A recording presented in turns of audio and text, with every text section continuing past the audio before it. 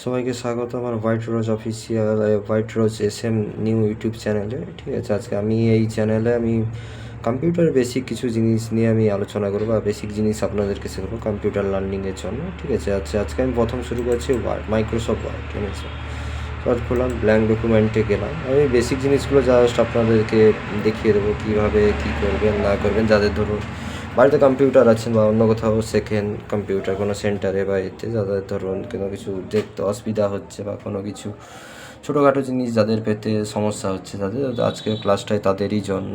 আমার এই চ্যানেলে ওনারা ফলো করতে পারেন তারাই।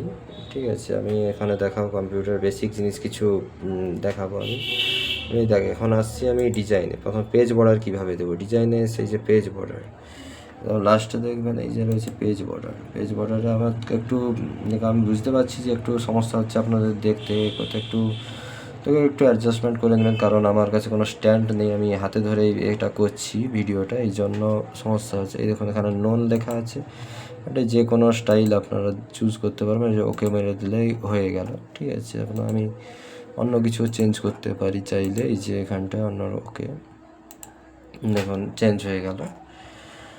ঠিক আছে, এবার আজকে আমি পেজ বর্ডার কীভাবে আনবেন না আনবেন আমি আজকে এই যে দেখালাম। এইভাবে এরকমভাবে ওকে করে দিলে এই যে পেজ আবার নতুন একটা আলাদা বর্ডার চলে এলো। ঠিক আছে, আজকের ভিডিও এতটাই পর্যন্তই। কীভাবে নিয়ে করবেন মাইক্রোসফট ওয়ার্ডে পেজের বর্ডার আনবেন আজকে আমি এই ভিডিওটাই এইটাই আজকে দেখালাম।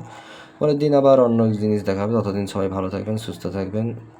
ঠিক আছে, দেখুন এটা আপনারা সবাই দেখে নিন, কাজ যার কারো যদি না জানা থাকে আপনারা এটা দেখে শিখে নিতে পারবেন এখানে বেসিক জিনিসগুলো ছোটোখাটো। ঠিক আছে, আজকে ভিডিও এই পর্যন্তই। পরের দিন আবার অন্য ভিডিও আবার অন্য কিছু দেখাবো। ঠিক আছে।